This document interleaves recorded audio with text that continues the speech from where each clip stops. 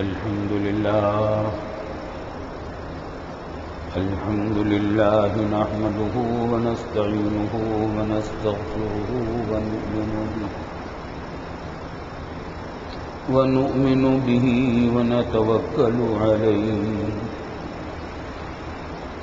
ونعوذ بالله من شرور أنفسنا ومن سيئات أعمالنا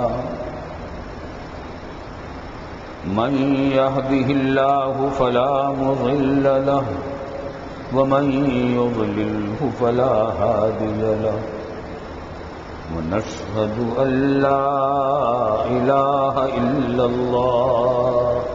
إلا الله وحده لا شريك له ونشهد أن سيدنا وسندنا ومولانا محمدا عبده ورسوله صلى الله تعالى عليه وعلى آله وصحبه أجمعين وسلم تسليما كثيرا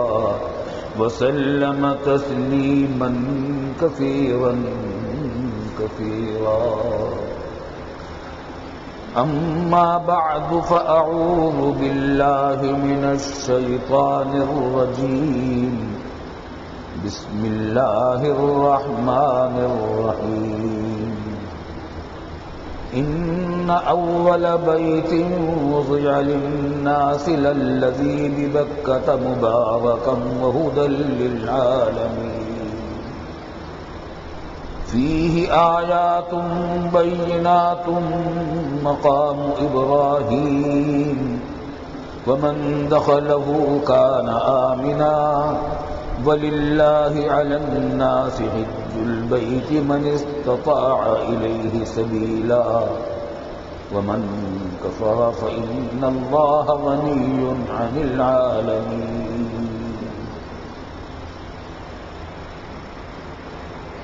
بزرگان محترم اور برادران عزیز، اللہ رب العالمین نے رمضان کی دولت عطا فرمائی، پھر عید کی خوشیاں بھی عطا فرمائی، اور اب کچھ دنوں سے شہر کی حالت بھی کچھ غنیمت ہوئی ہے، امن و امان کی صورتحال، اس پر اللہ کا شکر ادا کرنا چاہیے، کیونکہ قرآن کریم کا وعدہ ہے کہ لئن شکرتم لأزیدنکم، اگر تم شکر ادا کرو گے میری نعمتوں پر تو میں تمہیں مزید نعمتیں دوں گا۔ جتنا امن ہو گیا ہے تھوڑا ہی ہوا ہے، جتنا مطلوب ہے نہیں ہوا، لیکن جتنا ہو گیا ہے اس پر اللہ کا شکر ادا کریں اور مزید امن و امان مانگے اور اپنے گناہوں سے توبہ کریں۔ اور یہ بار بار میں عرض کرتا رہا ہوں، یہ واقعات اتفاقی حادثے نہیں ہیں، اللہ کے ایک بنائے ہوئے نظام کے تحت ہو رہا ہے جو کچھ ہو رہا ہے۔ جب کسی قوم کے اندر یہ بدعنوانیاں ہوتی ہیں جو ہمارے اندر پھیلی ہوئی یا گناہ پھیلے ہوئے ہیں، تو پھر یہ آفتیں آیا کرتی ہیں مزہ چکھانے کے لیے۔ اس امت کو عذاب دینا مقصود اصلی نہیں ہوتا، تباہ کرنا ختم کر دینا مقصود نہیں ہوتا۔ اللہ تعالیٰ نے وعدہ کر لیا رسول اللہ صلی اللہ علیہ وسلم سے کہ آپ کی اس امت کو ہم ختم نہیں کریں گے۔ پچھلی امتیں ختم ہو گئی، قوم نوح، قوم سمود، قوم عاد، قوم لوط، قوم شعیب تہس نہس کر دی گئی، زندہ نہیں بچی، ان کے صرف مکان باقی رہ گئے اور بعض قوموں کے مکان بھی باقی نہ رہے۔ لیکن رسول اللہ صلی اللہ علیہ وسلم کی یہ امت اجابت قیامت تک، قرب قیامت تک برقرار رہنے والی ہے۔ کسی عذاب سے اس کو بالکل ناپید نہیں کیا جائے گا، لیکن قرآن کریم نے فرمایا جگہ جگہ کہ ہم تھوڑا تھوڑا عذاب چکھاتے ہیں، لوگوں کو چکھاتے ہیں، کھلاتے بھی نہیں، عذاب دیتے بھی نہیں، چکھاتے ہیں۔ لعلہم یرجعون، تاکہ واپس آ جائیں، باز آ جائیں، توبہ کریں۔ اپنے گناہوں سے مزید توبہ کریں گے، اپنے گناہوں سے اور رکیں گے، اللہ کی رحمتیں آئیں گی، انشاءاللہ یہ عذاب ٹل جائیں گے۔ اللہ تعالیٰ بالکل ہی عذابوں کو ٹلائے۔ روزہ رمضان کے اسلام کے 5 ارکان میں سے ایک ہے۔ پورے اسلام کی بنیاد 4 ستونوں پر قائم ہے، 4 ارکان پر قائم ہے۔ ارکان اسلام 5 ہیں۔ ارکان رکن کی جمع ہے۔ رکن کہتے ہیں پلر کو، ستون کو، عمود کو، پلر کو، جس کے اوپر کوئی عمارت کھڑی کی جائے۔ تو اسلام ایک عمارت ہے، عمارت سے تشبیہ دی گئی اسلام کو، بلکہ دوسرے الفاظ میں اگر دیکھا جائے تو یوں سمجھیے کہ خیمے کے ساتھ تشبیہ دی گئی ہے، خیمے کے ساتھ۔ خیمے میں آپ دیکھتے ہیں ایک تو بیچ میں بڑا بانس ہوتا ہے، وہ اگر نہ ہو تو خیمہ کھڑا ہی نہیں رہ سکتا، باقی نہیں رہے گا۔ اور 4 اس کی ڈوریاں ہوتی ہیں، ادھر ادھر ادھر ادھر 4 ڈوریاں ہوتی ہیں جن کو تنابیں کہا جاتا ہے۔ ان 4 تنابوں کو اگر کس دیا جائے تو خیمہ موجود ہے۔ ایک تناب کو نکال دیں تو چوتھائی خیمہ کم ہو جاتا ہے، دوسری تناب بھی نکال دیں تو مزید چوتھائی ختم ہو گیا، آدھا ہی خیمہ رہ گیا، تیسری بھی نکال دیں تو چوتھائی باقی رہ گیا، وہ بھی نکال دیں تو بس خیمہ تو باقی ہے، ختم تو نہیں ہوا، لیکن اب اس سے کوئی فائدہ حاصل کرنا تقریباً کالعدم ہے، مگر خیمہ موجود ہے۔ اسی طرح کلمہ طیبہ لا الہ الا اللہ محمد الرسول اللہ، شہادتین کا کلمہ، اشہد ان لا الہ الا اللہ و اشہد ان محمد الرسول اللہ، یہ بیچ کا بانس ہے۔ سارے اسلام کی بنیادی طور پر سب سے زیادہ وجود جس پر موقوف ہے اسلام کا، وہ ہے شہادت ان لا الہ الا اللہ وان محمد رسول اللہ، ایمان اور اس کا اقرار زبان سے۔ یہ بہت بڑی دولت ہے، معمولی دولت نہیں ہے، بہت بڑی دولت ہے۔ اس کا اگر آدمی کوئی اور عمل نہ کرے پھر بھی مسلمان رہتا ہے۔ رسول اللہ صلی اللہ علیہ وسلم کے امت اجابت میں داخل رہتا ہے، رسول اللہ صلی اللہ علیہ وسلم کی شفاعت سے بالکلیہ محروم نہیں ہوتا۔ ایسے لوگ جنہوں نے دنیا میں رہتے ہوئے اپنے فرائض و واجبات ادا نہیں کیے اور گناہ کرتے رہے، لیکن یہ ان کے پاس یہ کلمہ موجود تھا ایمان کے ساتھ، دل میں گہرائیوں کے ساتھ، وہ جہنم میں جائیں گے، اللہ پناہ میں رکھے۔ اللہ تعالیٰ کسی کو معاف بھی کر دے تو اس کی شان رحمت سے کوئی بعید نہیں، لیکن وعدہ نہیں ہے معافی کا، معافی کا وعدہ نہیں ہے۔ اگر یہ باقی فرائض انجام نہیں دیں گے اور گناہوں سے نہیں بچیں گے تو قرآن نے بتا رکھا ہے کہ ان کی سزا جہنم ہے۔ لیکن جو کلمہ طیبہ کا قائل رہا ہوگا، اگر کوئی اور نیکی اس کے پاس نہیں ہوگی، بس یہی ایک ہوگی، تب بھی رسول اللہ صلی اللہ علیہ وسلم کی شفاعت اس کو نصیب ہوگی اور اس کو بھی بالآخر جہنم سے نکال دیا جائے گا۔ یہ بڑی دولت ہے، یہ کلمہ طیبہ لا الہ الا اللہ محمد الرسول اللہ، ایمان کے ساتھ اس کا اقرار بڑی دولت ہے۔ تو سب سے پہلا رکن تو اسلام کا بنیادی رکنوں کا بنیاد یہ کلمہ طیبہ ہے، لا الہ الا اللہ محمد رسول اللہ۔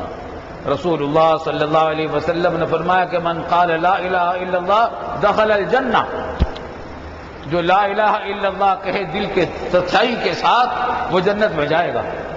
ہاں لیکن کب جائے گا اس کا وعدہ نہیں ہے، شروع میں چلا جائے گا، اگر اعمال ٹھیک ہے تو شروع میں چلا جائے گا، ورنہ سزا بھگتنے کے بعد جائے گا، اللہ پناہ میں رکھے۔ لیکن جائے گا جنت میں. یہ معمولی بات نہیں ہے. ایمان بھی بڑی دولت ہے، بڑی دولت ہے، بڑی دولت ہے. اس بات ہے جو مومن بھی ہے، فاسق ہو یا فاجر ہو، شرابی ہو یا زانی ہو، چور ہو یا ڈکیت ہو، اگر وہ مومن ہے تو بھائی ہے ہمارا، اپنا ہی بھائی ہے. اس سے نفرت نہ کرو، اس کے گناہوں سے نفرت کرو. یہ بھی یاد رکھنے کی بات ہے. شیطان نے ہمیں اس راستے پر ڈالا ہے کہ ہم گناہ کی بجائے گناہگاروں سے نفرت کرنے لگے ہیں. ذرا توجہ سے سنیے گا میری بات، توجہ فرمائیے گا. شیطان نے ہمیں اس راستے پر ڈال دیا ہے کہ ہم گناہوں کی بجائے گناہگاروں سے نفرت کرنے لگے ہیں، حالانکہ گناہگار نفرت کے قابل نہیں، وہ تو رحمت کے قابل ہے، قابل رحم ہے. بیمار ہیں، بیماری سے نفرت کرو. بیماروں سے نفرت کرو گے تو علاج کون کرے گا؟ ان کی تیمارداری کون کرے گا؟ تو بڑے سے بڑا بدکار انسان ہو، فاسق ہو، فاجر ہو، ڈکیت ہو، زانی ہو، شرابی ہو، لیکن اگر اس کے دل میں ایمان اور زبان پر اس کا اقرار ہے، وہ ہمارا بھائی ہے، ہماری برادری سے نہیں نکلا، ہماری برادری کا حصہ ہے. اس سے نفرت نہ کرو، اس پر رحم کرو. اس کے گناہوں سے نفرت کرو، گناہ سے نفرت کرو، گناہگاروں سے نفرت نہ کرو. یہ جملہ ذرا یاد رکھیے گا اور یہ پیغام دور تک پہنچائیے آپ. اس سے بھی بہت ساری خرابیاں پیدا ہوتی ہیں. ہم گناہگاروں سے نفرت کرنے لگے، نتیجہ یہ کہ ان کی اصلاح کرنے والا کوئی نہ رہا، سب ان کے دشمن ہو گئے. ہمیں تو رسول اللہ صلی اللہ علیہ وسلم ایسا رسول ملا ہے جو رحمت للعالمین ہے، سراپا رحمت ہے. اس نے ہمیں بھی یہ تعلیم دی ہے کہ تم بھی سراپا رحمت بنو. فاسقوں، فاجروں، ڈاکوؤں، چوروں، ڈکیتوں، ان سے بھی نفرت نہ کرو، ان پر رحم کرو. رحم کیا ہے؟ اگر ان کو سمجھانا ممکن ہے محبت سے، پیار سے، حکمت سے، خیرخواہی سے، تو جتنا سمجھانا ممکن ہو اتنا سمجھا دو. اور آگے بولے مانگتے تو لڑائی جھگڑا نہ کرو ان سے، اللہ میں سے دعا مانگو کہ اللہ اس کو شفا دے دے، بیمار ہے بیچارہ، شراب کی بیماری لگ گئی ہے اس کو، خدا نہ خواستہ حرام خوری کی بیماری لگ گئی ہے اس کو، خدا نہ خواستہ اس کو زناکاری کی بیماری لگ گئی ہے، چوری ڈکیتی کی بیماری لگ گئی ہے، یا اللہ اس کو ان بیماریوں سے نجات دے دیجیے. دعا کرو اس کے لیے، کوشش کرو جتنی کوشش کر سکتے ہو، ہمدردی سے، خیر خواہی سے، محبت سے، پیار سے سمجھا دو. عوام کا کام بس اتنا ہی ہوتا ہے کہ محبت پیار سے سمجھائیں ایک دوسرے کو. علماء کا کام بھی اتنا ہی ہوتا ہے کہ محبت سے، پیار سے، خیر خواہی سے سمجھائیں. سختی کرنا حکومت کا کام ہے، عدالت کا کام ہے. عوام کے ہاتھ میں فیصلہ نہیں دیا شریعت نے کہ وہ فیصلے کریں اور سزائیں نافذ کریں عوام کے اوپر، مجرموں پر. نہیں، سزا جاری کرنا، سزا کا فیصلہ کرنا عدالت کا کام ہے، اس سزا کو نافذ کرنا حکومت کا کام ہے. عوام کا کام یہ نہیں ہے. علماء کا کام بھی یہ نہیں ہے کہ وہ سزائیں جاری کریں. اللہ تعالیٰ نے تقسیم کار رکھی ہے. اگر ہر ایک کو اجازت دے دی جائے کہ تو سزا جاری کر دیا کر، پھر تو عدالتیں بیکار ہو جائیں گی. پھر عدالت کی کیا ضرورت ہے؟ خود ہی آدمی فیصلہ کرے گا کہ یہ مجرم ہے اور سزا جاری کر دے گا. قتل و غارت گری کس بازار گرم جیسا ہے، اس سے بھی زیادہ ہو جائے. تو خیر، ایمان ایسی دولت ہے کہ کتنا بھی گناہگار ہو جائے آدمی، ہماری برادری سے نہیں نکلتا. وہ ہمارا بھائی ہے، برادری ہے، ہماری برادری ہے. اس کے اوپر رحم کرو، اس کے لیے دعا کرو.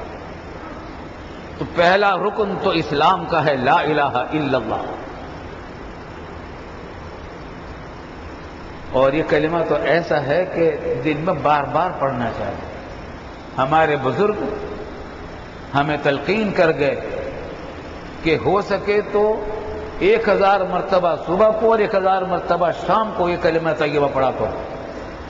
اور اتنا نہیں ہو سکتا تو 500 مرتبہ صبح کو، 500 مرتبہ شام کو پڑھا کرو، اور اگر اتنا بھی نہیں ہو سکتا تو کم از کم اتنا کہ دن بھر میں 500 مرتبہ پڑھ لیا کرو۔ 5 تسبیحیں، یہ کوئی مشکل کام نہیں ہے، چند منٹ میں پوری ہو جاتی ہیں، لیکن اس سے ایمان میں پختگی پیدا ہوتی ہے، ایمان میں پختگی پیدا ہوتی ہے۔ قرآن کریم کے بعد اس سے افضل کلمہ کوئی نہیں ہے، افضل الذکر لا الہ الا اللہ ہے، اللہ کی توحید کا اقرار ہے۔ اللہ تعالی ہمارے دلوں میں اس توحید کو رچا اور بسا دے، اس پر ہمیں توکل عطا فرمائے، بھروسہ عطا فرمائے، اعتماد عطا فرمائے۔ تو سب سے پہلی چیز تو ایمان ہے، اور سب سے پہلا رکن اعظم اسلام کا کلمہ طیبہ ہے، لا الہ الا اللہ محمد الرسول اللہ صلی اللہ علیہ وسلم۔ اس کے بعد سب سے دوسرے نمبر کا جو رکن ہے وہ نماز ہے۔ یہ ایسی چیز ہے کہ یہ مرتے دم تک ساتھ ہے۔ حج سال میں 1 مرتبہ ہوتا ہے، رمضان میں سال بھر میں 1 مہینہ ہوتا ہے، نماز کا مطالبہ تو روز کا ہے، اور صرف روز کا نہیں، دن میں 5 مرتبہ ہے۔ اللہ رب العالمین کو یہ عبادت اپنی باقی ساری عبادتوں میں کلمہ توحید کے بعد سب سے افضل، سب سے زیادہ پسندیدہ عبادت اللہ کے نزدیک یہ نماز ہے۔ اور سب سے پہلے آخرت میں جب اعمال نامے پیش ہوں گے اور حساب کتاب ہوگا اعمال کا، تو سب سے پہلے نمازوں کا حساب لیا جائے گا۔ بالغ ہونے کے بعد تم پر کتنی نمازیں آئیں، ان میں سے کتنی تم نے نمازیں ادا کر لی، کتنی چھوٹ گئیں، ایک ایک نماز کا حساب، ایک ایک نماز کا حساب۔ بڑی بھاری ذمہ داری ہے، معمولی ذمہ داری نہیں ہے۔ سفر میں ہو تب بھی نماز، گھر میں ہو تب بھی نماز، تندرست ہو تب بھی نماز، بیمار ہو تب بھی نماز۔ ہاں آسانیاں دی ہیں، بیماری میں آسانیاں دے دی، وضو نہیں کر سکتے تیمم کر لو، کسی پر غسل واجب ہے مگر غسل کرنے سے بیماری بڑھ جانے کا اندیشہ ہے تو غسل کے بجائے بھی تیمم کر لو۔ قبلے کی طرف منہ کرنا ممکن نہیں ہے کسی وجہ سے، بیماری کی وجہ سے، قبلے کی طرف منہ کیے بغیر ہی نماز پڑھ لو۔ کھڑے ہو کر نماز نہیں پڑھ سکتے تو بیٹھ کر پڑھ لو، بیٹھ کر نہیں پڑھ سکتے تو لیٹ کر اشاروں سے نماز پڑھ لو، مگر نماز نہ چھوڑو۔ نماز چھوڑنے کی اجازت نہیں، جب تک جان میں جان ہے اور ہوش ہے نماز چھوڑنے کی اجازت نہیں ہے۔ یہ ایسا قوی رشتہ ہے خالق اور مخلوق کے درمیان، اللہ اور اس کے بندوں کے درمیان، کہ یہ مسلسل مربوط رکھتا ہے بندے کو اللہ رب العالمین کے ساتھ، اپنے خالق کے ساتھ، اپنے مالک کے ساتھ، اپنے پروردگار کے ساتھ، اپنے رب کے ساتھ، اپنے رحمان اور اپنے رحیم کے ساتھ مربوط رکھتا ہے بندے کو۔ یہ رشتہ ایسا، نماز کا رشتہ ایسا ہے۔ تو نماز چھوڑنے کی اجازت کسی حالت میں نہیں ہے۔ ہاں سفر میں ہو 4 کی بجائے 2 رکعتیں پڑھو، سنتیں بھی معاف ہیں، اگر نہ پڑھو تو کوئی مواخذہ نہیں ہے، بس فرض پڑھ لو، 2 رکعتیں پڑھ لو 4 رکعتوں والی نماز میں، اور لیکن نماز کو چھوڑنے کی اجازت نہیں ہے۔ اور الحمدللہ اللہ کے بندے نماز پڑھتے ہیں، اور بہت ہیں، لاکھوں نہیں کروڑوں ہیں، اللہ کے فضل و کرم سے نماز کے پابند ہوتے ہیں۔ پھر مردوں کے لیے یہ کہ 5 وقت کی نمازوں میں جماعت سے آئیں، گھروں کی عورتوں کے لیے یہ کہ گھروں میں نمازیں پڑھیں، جب اذان ہو جائے بس وہ فوراً نماز کے لیے کھڑی ہو جائیں۔ عورتیں کسی اور چیز کا انتظار نہ کریں کہ جماعت میں تو جانا نہیں ان کو۔ عورتوں کے لیے بہترین طریقہ یہی ہے، بہترین وقت نمازوں کا وہی ہے کہ جیسے ہی اذان ہو گھروں میں وہ نمازیں پڑھیں، اور مرد مسجد کی طرف نکل پڑے۔ رسول اللہ صلی اللہ علیہ وسلم کی عادت شریفہ بیان کی حضرت عائشہ صدیقہ رضی اللہ عنہا نے۔ کہ گھر میں جب آپ ہوتے تھے، صحابہ نے پوچھا کہ جب آپ گھر میں ہوتے ہیں تو آپ کس طریقے سے وقت گزارتے ہیں گھر میں؟ صحابی پوچھنے والے نے شاید یہ سوچا ہوگا کہ گھر میں تو جا کر اور زیادہ عبادت کرتے رہتے ہوں گے، سارا وقت عبادت میں گزارتے ہوں گے، مگر عائشہ صدیقہ رضی اللہ تعالیٰ عنہ نے فرمایا کہ وہ اسی طرح گھر میں رہتے ہیں جس طرح تم اپنے گھروں میں رہتے ہو، بیوی بچوں سے باتیں کرتے ہیں، ان کے کاموں میں حصہ لیتے ہیں، ان کے کاموں میں دلچسپیاں لیتے ہیں، ان کے ساتھ وقت لگاتے ہیں اور گھر کے کام کاج میں ان کی مدد کرتے ہیں وغیرہ وغیرہ تفصیلات بیان کی۔ البتہ جب اذان ہوتی ہے تو یوں چلے جاتے جیسے ہمیں پہچانتے بھی نہیں، ایسے چلے جاتے ہیں مسجد کی طرف جیسے ہمیں پہچانتے بھی نہیں۔ یہ ہے رسول اللہ صلی اللہ علیہ وسلم کی سنت طیبہ کا اعتدال۔ گھر میں آئے تو اگر وہاں کے سارے سجدے اور نمازوں ہی میں وقت گزار دیں، تلاوت ہی میں وقت گزار دیں تو بیویوں کا حق کون ادا کرے گا؟ بیویوں کا کون دل بہلائے گا؟ بچوں کی دیکھ بھال کون کرے گا؟ بچے توجہ کے محتاج ہوتے ہیں۔ بچوں کو اگر بچپن میں شفقت نہ ملے، بڑوں کی توجہ نہ ملے، وہ طرح طرح کے نفسیاتی امراض کا شکار ہو جاتے ہیں، ان کی پوری زندگی طرح طرح کے مسائل کا شکار ہوتی ہے۔ حضرت صلی اللہ علیہ وسلم اپنی حیات طیبہ میں بچوں کو بھی پوری شفقت دیا کرتے تھے، توجہ دیتے تھے۔ ایک مرتبہ آپ خطبہ دے رہے تھے، خطبہ غالباً جمعہ کا تھا خطبہ، سامنے سے دیکھا کہ حسن اور حسین لاڈلے نواسے فاطمہ الزہرا کے صاحبزادے، حضرت علی مرتضیٰ کے صاحبزادے، تو بچے تھے وہ گرتے پڑتے چلے آ رہے ہیں، ممبر سے اترے اور دونوں کو گود میں لے لیا اور پھر ممبر پر آ کر پھر خطبہ شروع کر دیا۔ ہے آج کوئی خطیب ایسا ہو جو ایسا کر کے دکھائے؟ ہمارا دل چاہتا ہے کہ کریں، ہمارے بچے اگر آئیں تو ہم کر کے کم از کم ایک مرتبہ یہ عمل تو کریں۔ حضور صلی اللہ علیہ وسلم کی ہر سنت قابل عمل ہے اور اس پر عمل کرنا بڑی اعزاز کی بات ہے اللہ کے فضل و کرم سے۔ تو آپ لے کر آئے گود میں اور اس کے بعد خطبہ اپنا پھر جاری کر دیا۔ یہ اعتدال، اللہ کے حقوق اپنی جگہ پر، بندوں کے حقوق اپنی جگہ پر، عورتوں کے، بچوں کے۔ ایک مرتبہ نماز پڑھ رہے رسول اللہ صلی اللہ علیہ وسلم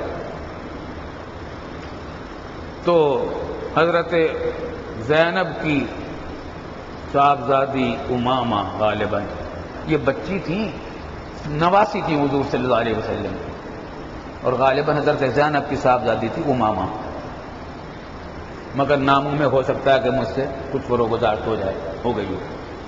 تو وہ تھی نواسی، تو وہ کھڑی تھی، حضور صلی اللہ علیہ وسلم کے پاس وہ آ گئی نماز میں، جب سجدے میں گئے تو آپ نے سجدے نفلی نماز تھی، اس کو امامہ کو گود میں لے لیا اور کھڑے ہو گئے اور نماز جاری ہے۔ جب رکوع کرنے لگے تو پھر اس کو زمین پر کھڑا کیا اور رکوع کر لیا، سجدہ کیا، اور جب کھڑے ہونے لگے تو پھر گود میں لے لیا۔ تاجدار دو عالم سرور کونین صلی اللہ علیہ وسلم رحمت للعالمین، سراپر رحمت، اس طریقے سے اٹھایا رسول اللہ صلی اللہ علیہ وسلم نے کہ وہ عمل کثیر نہ ہو۔ اگر عمل کثیر ہو جائے نماز فاسد ہو جاتی ہے، تو اس طریقے سے اٹھایا کہ عمل کثیر میں داخل نہ ہوا اور نفل میں اٹھایا تو اس کی گنجائش ہے۔ تو رسول اللہ صلی اللہ علیہ وسلم کی یہ شان کریمی تھی، جب سفر سے آتے تھے تو استقبال حضور، لوگوں کو معلوم تھا کہ حضور صلی اللہ علیہ وسلم بچوں سے شفقت فرماتے ہیں اور خاص طور سے اپنے خاندان کے بچوں سے تو اور زیادہ شفقت فرماتے ہیں۔ تو لوگ مدینہ طیبہ کے اپنے بچوں کو اور خاندان کے بچوں کو لے کر سب سے آگے آتے تھے، بچوں کو آگے کرتے تھے۔ جب مدینہ طیبہ میں ثنیۃ الوداع سے داخل ہوتے رسول اللہ صلی اللہ علیہ وسلم تو سب سے پہلے بچے استقبال کرتے تھے، پھر اپنے خاندان کے بچوں میں سے کبھی حضرت ابن عباس کو بھتیجے ہیں، عباس کے صاحبزادے، ان کو بٹھا لیا، کبھی فضل بن عباس کو بٹھا لیا اپنے اونٹ پر اور پھر آگے چلے۔ بچوں کے ساتھ وہ شفقت اور محبت، عورتوں کے ساتھ وہ خاص عنایات، ان کی ناز برداریاں فرماتے تھے، اپنی بیویوں کی ناز برداریاں کرتے تھے۔ ہاں شریعت کے خلاف نہیں، شریعت کی حدود کے اندر اندر ان کی ناز برداریوں میں بھی کوئی کسر نہیں چھوڑی رسول اللہ صلی اللہ علیہ وسلم نے۔ لیکن یہ سب باتیں ہیں، گھر میں ہیں، بیوی بچوں کے ساتھ سچ بول بھی رہے ہیں، اذان ہوئی، مرک علم یعرفنا، حدیث میں آتا ہے عائشہ صدیقہ کہ وہ ایسے گزرے چلے جاتے ہیں جیسے ہمیں پہچانتے بھی نہیں۔ اب رب کا پیغام آ گیا، حیا علی الصلاۃ کا اعلان آ گیا کہ آ جاؤ نماز کی طرف، حیا علی الفلاح کا اعلان آ گیا کہ آ جاؤ کامیابی کی طرف، تو مسجد کی طرف چلتے۔ تو خیر یہ نماز ایسی چیز ہے کہ یہ کسی دن میں بھی معاف نہیں ہے جب تک عقل و خرد موجود ہے بالغ ہونے کے بعد۔ پھر تیسرا رکن زکوٰۃ، چوتھا رکن روزہ رمضان، اور پانچواں رکن حج ہے، حج بیت اللہ۔ اور آج میں نے جو آیتیں پڑھی تھی وہ حج بیت اللہ ہی سے متعلق تھی، کیونکہ اب اشہر حج شروع ہو گئے ہیں۔ حج کے مہینے 3 ہیں، شوال، ذوالقعدہ، ذی الحجہ۔ تو یہ پہلا مہینہ حج کا 3 مہینوں میں سے چل رہا ہے، اس واسطے اس پر میں نے بیان شروع کیا تھا۔ اللہ نے زندگی رکھی، توفیق دی، تو اگلے جمعہ کو انشاءاللہ اسی سلسلے میں مزید بات ہوگی۔ وآخر دعوانا الحمدللہ رب العالمین۔